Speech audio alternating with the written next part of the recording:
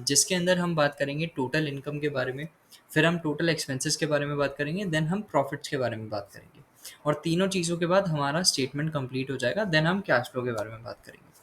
Previous part में हमने बात करा था प्रॉफिट एंड लॉस का ओवरव्यू। आज हम बात करेंगे उसका पहला जो पार्ट आता है, यहाँ पे हम स्टेटमेंट में देख लेते हैं। जो हमारा पहला पार्ट होता है रेवेन्यू फ्रॉम ऑपरेशंस और अदर इनकम, ये क्या रोल प्ले करता है और कैसे हम इसको एनालाइज करते हैं।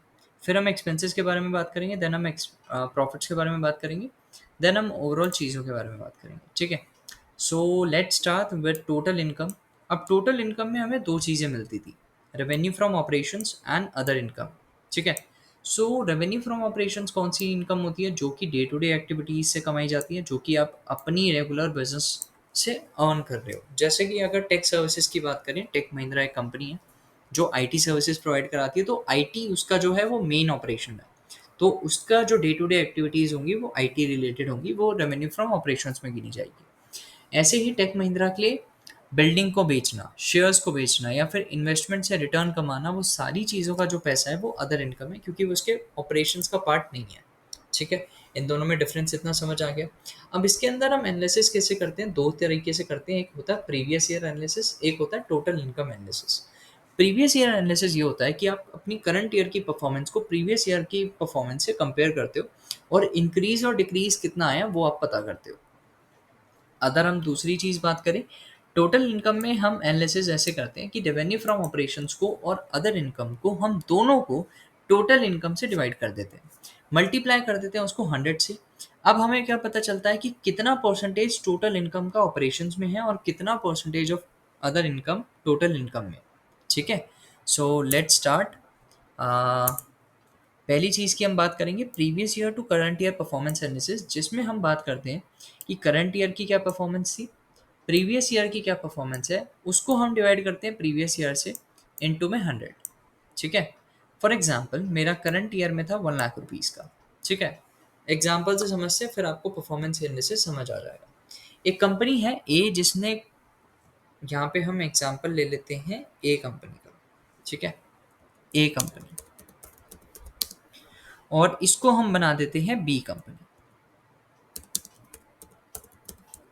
ठीक है, ठीक है, बी कंपनी और ए कंपनी दोनों का कैसा ट्रेंड रहा है। ए कंपनी ने 1 लाख रुपए कमाया था करंट ईयर में, और बी कंपनी ने 1 लाख रुपए कमाया था करंट ईयर में। ठीक है, दोनों कंपनीज ने 1-1 लाख रुपए कमाए। प्रीवियस ईयर में ए कंपनी ने 50,000 रुपए कमाए थे, लेकिन प्रीवियस ईयर में बी कंपनी ने 1.5 लाख रुपए कमाए थे। अगर आप दोनों तरीकों से देख पा रहे हो, तो पिछले साल अगर आप 1.5 लाख कमा रहे हो और इस साल 1 लाख कमा रहे हो, तो आपको दिख रहा है कि डाउनफॉल आया। लेकिन पिछले साल जब आप 50,000 कमा रहे हो और इस साल आप 1 लाख कमा रहे हो, तो एक अपग्रेडेशन आया है, मतलब इंक्रीज तो हुआ है। लेकिन आप अभी देख रहे हो नॉर्मल नंबर्स। जब आपको स्टेटमेंट में बड़े बड़े नंबर्स दिखेंगे ना, 23167, और इस साल है 23172, तो आपको कंपैरिजन करने में बहुत ही डिफरेंस आएगा, बहुत ही दिक्कत होगी।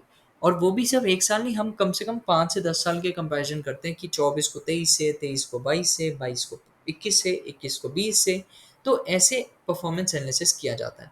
इसका जो स्टैंडर्ड फॉर्मेट है वो ये फॉर्मूला है, current year minus previous year divide by previous year figure into 100। कैसे, अब फॉर्मूला कैसे इंप्लीमेंट करना है आपको, आपको करंट ईयर की फिगर लेनी है। फॉर एग्जांपल 2025 मेरा करंट ईयर है, प्रीवियस ईयर कौन सा होगा 2024। तो आप करंट ईयर मान लीजिए 2025 में 1 लाख रुपए कमाया, प्रीवियस ईयर में इस कंपनी ने कमाया था 50,000 रुपये। ठीक है, आपको करना क्या है, 1 लाख रुपए लीजिए, माइनस कर दीजिए 50,000 से, current year minus previous year, फिर इसमें लिखा हुआ है प्रीवियस ईयर, तो divide by previous year figure 50,000 थी प्रीवियस ईयर, इनटू क्या करना है 100।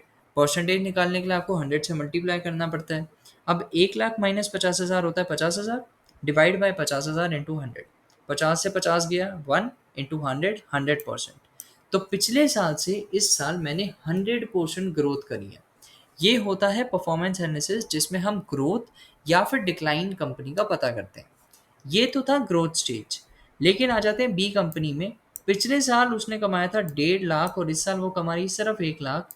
तो आपको क्या करना है, 1 लाख माइनस 1.5 लाख माइनस 50,000 हो गया, डिवाइड बाय 1.5 लाख जो कि प्रीवियस ईयर का फिगर था इंटू 100। तो अगर आप माइनस 50,000 डिवाइड बाय 1.5 लाख करोगे तो -33% आ जाएगा आपके पास। मतलब पिछले साल से आपने इस साल -33% का डिक्लाइन करा है। मतलब पिछले साल जो आपकी परफॉर्मेंस थी उसमें -33% का डिक्लाइन आया है, और ये होता है एक मेजॉरिटी स्टेज कंपनी का, जहाँ पे आपको ये पता करना होता है कि प्रीवियस ईयर से इस साल कंपनी ने कितना ग्रोथ करा है। ग्रोथ हम इसलिए चेक करते हैं ताकि पिछले साल और इस साल की परफॉर्मेंस पता चल जाए, पिछले साल से कितना अपग्रेडेशन आया कंपनी का। ऑब्वियसली हम लोग अपना परफॉर्मेंस क्यों चेक करते हैं, पिछले साल मैंने 10,000 कमाए थे और इस साल मैं 11,000 कमा रहा हूँ, तो मेरी ग्रोथ हुई है। अगर मैं पिछले साल 11,000 कमा रहा हूँ तो इस साल मैं एक्सपेक्ट करता हूँ कि 12,000 कमाऊंगा। ऐसे ही सिर्फ एक साल के बेसिस पे हम डिसाइड नहीं करते, कम से कम 10 साल का लीजिए।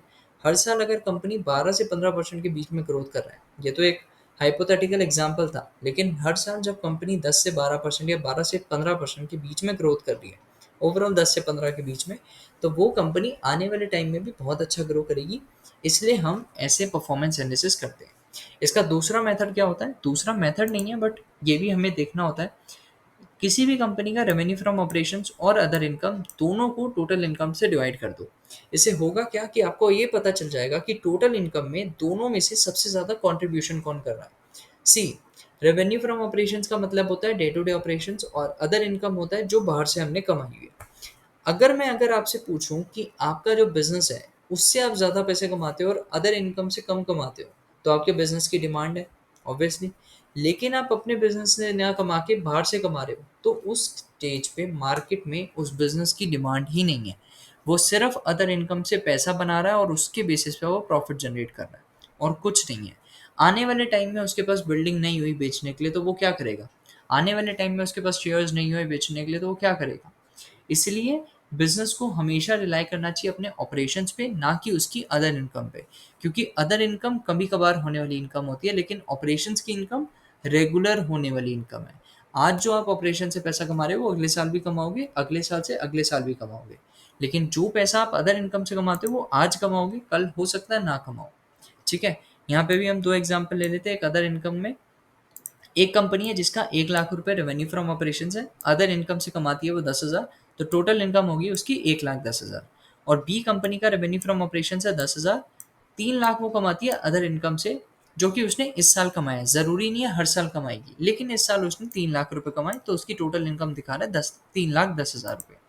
अब रेवेन्यू फ्रॉम ऑपरेशंस को मैंने क्या करा, simply revenue from operations divide by total income into 100, तो 90% और 90.9% मेरा आ गया ऑपरेशंस का इनकम, और 9.1% आ गया मेरा अदर इनकम का इनकम, जो कि नॉन ऑपरेशन इनकम है। ठीक है, और बी कंपनी का रेवेन्यू फ्रॉम ऑपरेशन आया सिर्फ 3%, और 96% उसने कमाया है बाहर से। अब मान लेते हैं कि उसके पास अगले साल वो 3 लाख रुपए की इनकम जनरेट नहीं हुई, क्योंकि वो तो उसके रेगुलर ऑपरेशंस की है नहीं। हो सकता है उसके पास कोई शेयर्स पड़े हो जो इसने इस साल बेच दिए, लेकिन अगले साल ना बेच पाए, तो क्योंकि अगले साल कुछ है ही नहीं उसके पास बेचने के लिए, या अगले साल कोई बिल्डिंग ना हो बेचने को, तो फिर कैसे कमाएगा? इसीलिए ये कहा जाता है कि बिजनेस के अंदर जितनी ज़्यादा रेवेन्यू फ्रॉम ऑपरेशंस होंगी और जितनी कम अदर इनकम होगी, वो ग्रो करेगा। अब ये पता कैसे चलेगा कौन ज़्यादा है कितना कम चाहिए?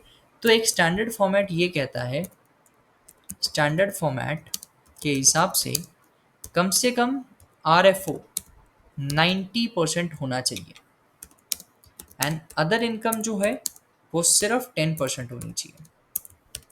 ठीक है, जिस भी बिजनेस में आपको 90% of total income revenue from operation मिल जाए, वो कंपनी एक अच्छी कंपनी है। क्यों? क्योंकि वो कंपनी अपने ऑपरेशन से ज़्यादा पैसे कमाती है। अदर इनकम उसकी कभी कभार होने वाली इनकम है, लेकिन वो बिजनेस को हो जाती है। लेकिन रेवेन्यू फ्रॉम ऑपरेशन मिनिमम 90% होना चाहिए। 85 80 भी बहुत कम है, 90% कम से कम होना चाहिए।